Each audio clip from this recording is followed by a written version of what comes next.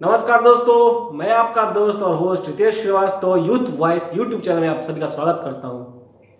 दोस्तों, जैसा कि आप सभी जानते हैं कि मैं रोज़ अखबार की खबरों को पढ़ता हूं उनके लिए जो पर डे अखबार नहीं पढ़ पाते हैं। तो दोस्तों चलिए अब शुरू करते हैं आज का न्यूज़।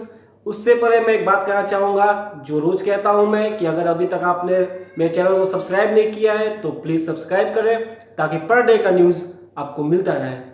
और आज का न्यूज़ जो अभी मैं शुरुआत करूंगा वो न्यूज़ होगा लॉकडाउन के इस लंबे पीरियड में अधिवक्ताओं को होने वाले समस्याओं को लेकर। जब से लॉकडाउन हुआ है तब से हर विभाग की स्थिति खराब है, सभी काम धंधे बंद है और उसी तरह से कोर्ट भी बंद है, यानी कि आपका न्यायालय वो भी बंद है। जैसे सभी विभाग के बंद हो जाने से उनके कर्मचारी या उनके काम करने वाले, चाहे जिस समुदाय में काम करते हो, कोई कंपनी में काम करता है, कोई ऑफिस में काम करता है, किसी का अपना दुकान है, किसी का अपना बिजनेस है, वो सभी परेशान है। ठीक वैसे ही अगर कोर्ट बंद है तो कोर्ट के अधिवक्ता भी परेशान है।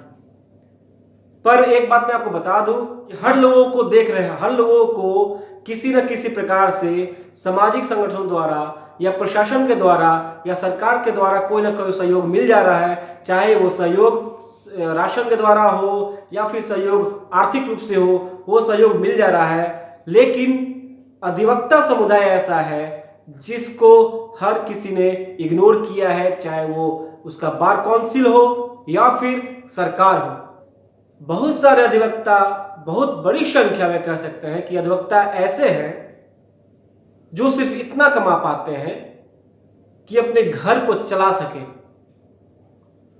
एक आम आदमी के सैलरी से भी कम वो इनकम कर पाते हैं, वो तब जब कोर्ट रेगुलर चलता है।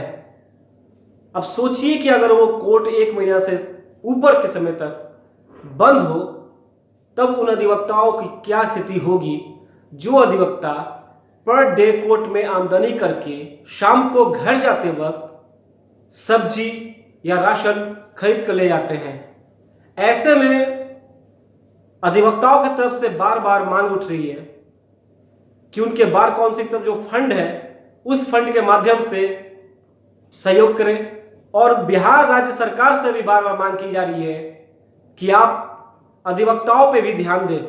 जिस तरह से न्यायालय बंद होने के कारण उसको परेशानी हो रही है, उन परेशानियों को दूर करने के लिए भी सरकार की तरफ से कोई उचित कदम उठाया जाए। परंतु दोस्तों, अभी तक 1 महीना से ऊपर हो गया न्यायालय को बंद हुए, पर अभी तक न बार काउंसिल ऑफ इंडिया की तरफ से और न ही राज्य सरकार की तरफ से किसी भी प्रकार का सहयोग अधिवक्ताओं को मिला है। और इसलिए अधिवक्ताओं में कुछ आक्रोश है। बक्सर के कुछ अधिवक्ताओं ने मुझे अपना वीडियो भेजा है जिसमें वो अपनी बातों को रखते हुए राज्य सरकार और बार काउंसिल से सहायता के लिए मांग कर रहे हैं।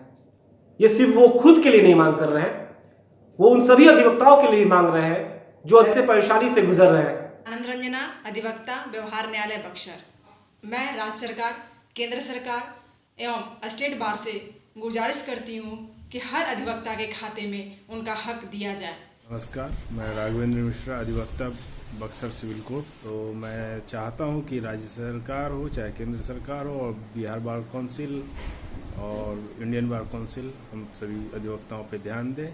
धन्यवाद।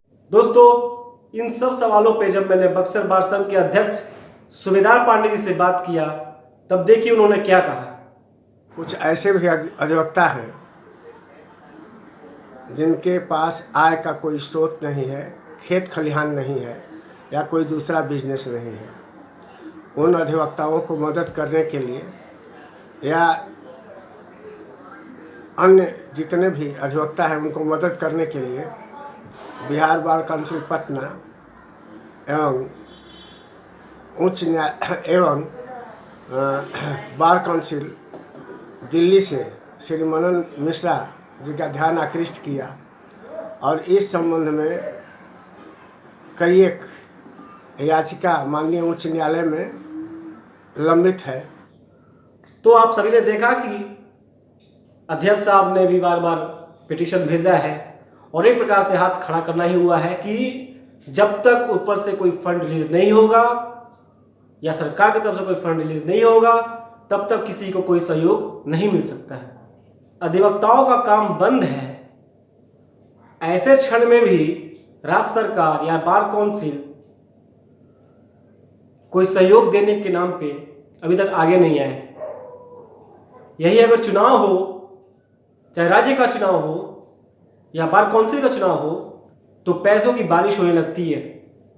तो दोस्तों, आज का ये न्यूज़ है अधिवक्ताओं के समस्याओं को लेकर, और मैं उम्मीद करता हूं कि इस वीडियो को देखने के बाद बार काउंसिल के जो भी मेंबर हों या फिर राज्य सरकार जल्द से जल्द पूरे बिहार के अधिवक्ताओं को लेकर एक पैकेज या कोई सहायता राशि का घोषणा करे और उन्हें जल्द से जल्द वो दे भी। और दोस्तों, अब हम शुरू करते हैं बक्सर का टॉप 5 न्यूज, जिसमें पहला न्यूज है लॉकडाउन के समाप्ति के बाद होंगे लंबित परीक्षाएं। जी हां, आप जानते हैं कि लॉकडाउन की वजह से सारे शिक्षण संस्थान, यूनिवर्सिटी, कॉलेज बंद है और वीर कुंवर सिंह विश्वविद्यालय की तरफ से ये सुनने में आया है कि लॉकडाउन खत्म होने के बाद पीजी और स्नातक के फाइनल ईयर का एग्जाम लिया जाएगा। तो एक राहत वाली खबर है, जो उसके छात्र हैं वो तैयारी में लगे रहे हैं। और दूसरा खबर है, अब घर बैठे शहरवासी मंगा सकते हैं दूध। जी हां, भीड़ को कम करने के लिए प्रशासन ने यह फैसला किया है कि अब शहरवासियों को घर बैठे बैठे सुधा दूध उपलब्ध करवाया जाएगा। और जिनको भी शहर में सुधा दूध मंगाना है, आप इन नंबरों पे कॉल कर सकते हैं और इन नंबरों पे कॉल करके आप घर बैठे बैठे दूध मंगा सकते हैं। तीसरा खबर है कि लॉकडाउन के समय में भूखे रहने वाले परिवारों को सहायता करने के लिए कानू हलवाई वैश्य समाज ने बक्सर के शांतिनगर मोहल्ले में 300 परिवारों को अपने अध्यक्ष सुभाष शाह के नेतृत्व में राशन वितरण किया है। ये बहुत अच्छी बात है। प्रशासन के साथ साथ शहर में बहुत सारे सामाजिक संगठन सक्रिय है, जो लोगों को खाना खिला रहा है, लोगों को राशन दे रहा है। और जो चौथा खबर है दोस्तों, वो ये है कि वीडियो ने राशन की दुकानों पर छापेमारी की।